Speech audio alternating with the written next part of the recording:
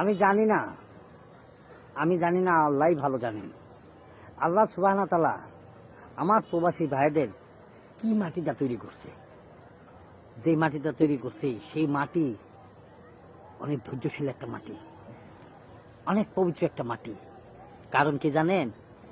কারণ আপনি শখ, স্বপ্ন, শখ আহ্লাদ, মানে কথা আছে না যে শখ আহ্লাদ সব মাটি দিয়া, সব স্বপ্ন মাটি দিয়া প্রবাসী যাইয়া জীবন যুদ্ধে আপনি একটা সুপার হিরো।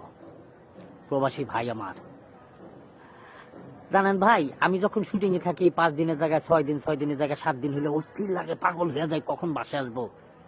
অথচ আপনারাও আমার মতন ছটফটান, কিন্তু আপনাদের ছটফটানোটা হচ্ছে একটু ভিন্নতা। আপনারা কখন ছুটি পাইবেন, কখন বাড়িতে আসবেন, কখন মা বাবা সন্তানদের সাথে দেখা করবেন, আত্মীয় স্বজনের সাথে দেখা করবেন।